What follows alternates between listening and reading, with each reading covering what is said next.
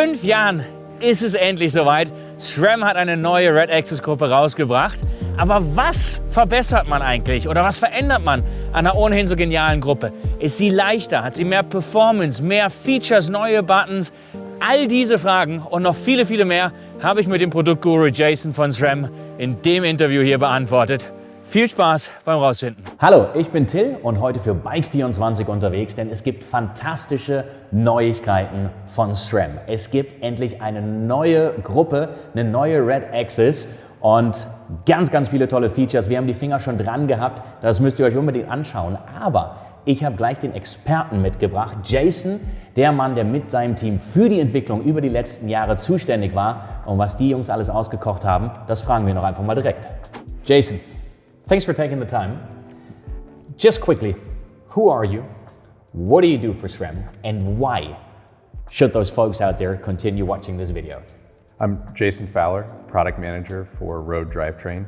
I wake up and think about what the next Red group needs to be. And why riders would want this is it represents the lightest electronic group set on the market. The controls and the brakes have big refinements and improvements. All the components do as well, and it is backwards compatible with any Access group set on the market today. All right, you got me excited. So let's dive into it. Let's take a close look and start with weight. You mentioned it. What has changed? So we looked at, we refined every component and shaved grams off of it. Total weight, system weight, with a power meter is 2,496 grams. Do you have a rough comparison to what it was like before? It's about 153 gram weight savings. That's 150 grams of weight savings I don't need on my own. So that's perfect. That's a good one. So weights come down, which is amazing because it was so good before. Let's talk a little bit. Let's start in the cockpit up top. What has changed in terms of ergonomics, streamlining everything? So the controls, you look at the controls and the calipers together. On those two components, we've shed 83 grams. The controls specifically, it's an all-new control, represents a 4-year project of redeveloping the ergonomics and hydraulics. So we have, the control itself is now longer. We've moved the hydraulics around from up on the pommel to now on the body of the hood. So that allowed us to change the circumference of the controls and add other things in there like a bonus button feature where you can shift up on the top of the pommel. Ooh, okay. That's a nice one. I haven't tried that yet. I'm really, really looking forward to that one, especially when climbing, when you're sitting up there and easier shifting. Anything that has changed in terms of just on the levers, shift performance, features? So we now have the reach and the pad contact adjustment is separate from each other. So we also have a much wider range of adjustment. So a big focus of the development with our professional riders was looking at all hand sizes. Men's teams, women's teams, really looking at where we needed to be. And so controls and the ergonomics were a big, big focus, along with the ease of adjusting them. So you can adjust at the front of the shifter, and then for contact pad adjust, you roll it back, and there's 4 different positions you can adjust from there. So the slight issue of smaller hands, hard to reach, that's history. History. Nice, good one. So anything I'm missing on the hoods? So we also recommend riders setting them up slightly different than previous generation. The design intent is with a slight 7-degree rise, and we have this in our instruction manual, but you can actually use the texture on the hoods as your setup point. So if you align the texture of the hoods parallel with the ground, it achieves that 7 degrees, and then there's a parting line on the top that allows you to set up the position to angle them in slightly. Now, how you might set them up versus me is going to be different. So by no means are we saying that is how you should set them up, but it's a great starting point for riders. A, it makes me think you really thought about this group set. B, why the different angle?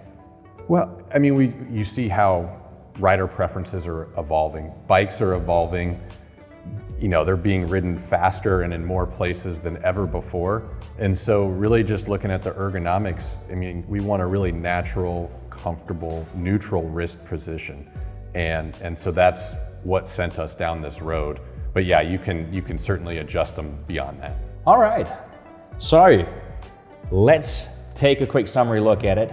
A lot has changed. It's lighter, it's slightly longer. You've got the bonus button now for shifting. You've got the reach adjustment now separate and easy in the front here, which is really nice.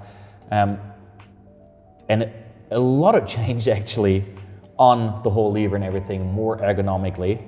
And that is the changes alone on the top part. So let's move on.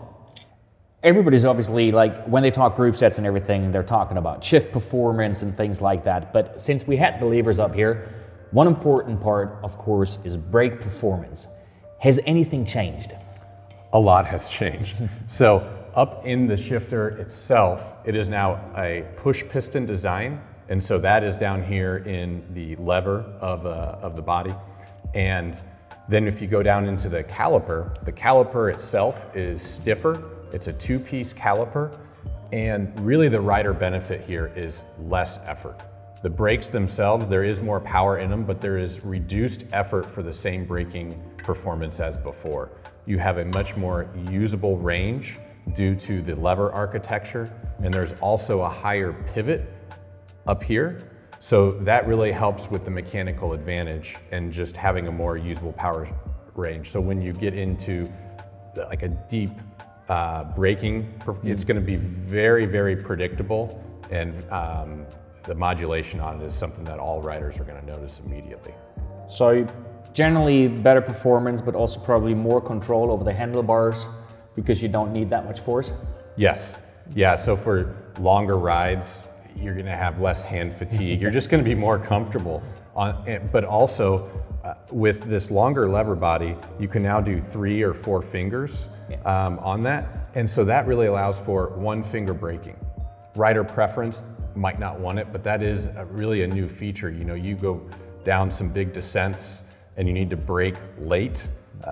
You can do that with one finger with this because of the both ergonomics and the new power. You see, my first thought is I see a lot of downhill Strava KOMs tumbling with that new group set. You're going straight for the attack. Yes. So many cool features, but the magic of the new group set has just begun. Jason, let's move on to the shifting, front and rear derailleur. Let's start with the front. What are the new key features? So the new front derailleur it has a narrower cage. So, and that along with an auto trim feature that's built in is going to produce a faster and more precise front shift. So that's something, as soon as you ride and shift it, you're going to notice this improvement. Can you quickly explain auto trim for us? Auto trim, so when you're in the big ring, based on where you are in the rear cassette, there might be some adjustment in the cage, and that eliminates rasp. So it's going to be a very quiet drivetrain. Okay, quiet, faster, narrow, good looking. So there's always the one thing with the front derailleur. What are we looking at, like drop chains? Drop chains are a thing of the past. So this front derailleur, which I should mention also, the battery on it is the same as before. And so this front derailleur is also compatible with all previous Access drivetrains on the disc brake side. And so if you have a disc brake bike that might be rival, let's say, and you want to upgrade the front shifting performance, this front derailleur is going to deliver that. Nice one. All right, that's the front. Let's talk about the rear. I've got it sitting right here. A lot has changed. Cool stuff has changed. It's less complicated now with the different ranges and everything. Take us through it. Only one rear derailleur for all of the cassette ranges we offer. So starting at 1028 all the way up to the new 1036 cassette, one rear derailleur for all the options. The rear derailleur also sheds weight. So again, going with that theme of the lightest electronic group set on the market, we've shed weight from the rear derailleur. We've also added a larger pulley wheel. So you can notice that, and also ceramic bearings. It looks good. I like it. It's really starting to sound a lot like you reworked every single part of the group set. But one thing that's quickly jumped back to the front derailleur is setup that's gotten a lot easier as well. So we have a new setup tool that was designed with the front derailleur. So some may be familiar with our previous setup tool, which was designed afterwards, but this we designed together. And the whole goal there is for it to be the easiest front derailleur to set up. And we've added additional features that are on the front derailleur for visual cues, labeling the high and low limit. We also have a wedge that's now accessible from the drive side of the bike, which mechanics out there are really gonna love that. And so this is something that, a front derailleur that anyone can set up. So next, let's talk about the centerpiece of the group set that everybody looks at first, right? So let's talk cranks / chain rings, the whole setup. What's new? So some features carry over from our previous generation Red ETAP crankset, like the chainring configurations, the dub bottom bracket, things of that nature. Power meter as well. What's new is a weight reduction across the crankset. So we looked at what we could do with the crank arms and the carbon fiber layup process, and the result is a 29 gram weight savings over previous generation. So that applies to both 2x and 1x configurations. Also, it's worth noting that for all the various chainring options on 2x, you only need one front derailleur. So for all that's out there, only one front derailleur. And then as it relates to 1x and 2x, the rear derailleur is compatible with both. So simplification of parts. You mentioned it already. The cat's out of the bag, so it's 1x compatible as well. It's available as well. Any changes on that one? So again, the crank arms are going to be shared between the two. So that's the main changes. Again, the power meter carries forward from before. And so lightweight, integrated power meter, looking at accuracy, 1.5 plus or minus 1.5 accuracy on the power meter. But so that's huge what you're saying. One front derailleur, one rear derailleur for the entire range, for the 2x, 1x setup and so on. It's all working together, which makes everything so much easier than it was before. We keep dropping the range. Just quickly tell us again, what is the range for front and what is the range for rear that's available now? So the range for the rear, you have 1028, 1030, 1033, 1036. So lots of options there based on what your riding needs might be. On the front, we have a host of options. What we have for one of our most popular options, though, that we see riders going to is the 4835. So rather than going through all of them, because there are a lot, 4835 is where we see most riders gearing towards, and pairing that with a 1033 in the back historically, but we really feel the 1036 is going to be a mover for most riders, most markets. Definitely where I live, mountainous area in Spain. Love my 36, 100%. There's always this one guy, right, who's got legs like this and wins every city sign sprint on the planet. What is the max on the 1x? On the 1x, a 52 tooth. All right, 52 we're going. Something we haven't talked about is a small part, but it's been an important part of some of the recent launches we had. It's the chain. Is there anything new about the chain for this new Red Access group set? I would say the big storyline on the chain is the weight reduction. And so the chain carries forward a lot of the same features and benefits, durability, performance as the previous generation, but we're dropping 13 grams off of the chain. So when you look at it, you can see that there's little windows in the chain. That's where the weight reduction comes from. But still going forward with the same performance and durability of previous. So less chain, same power. Perfect. We keep it, wherever we go, there's cool features and so on that new group set, but one thing everything has in common is weight savings. Any weight savings we've missed so far?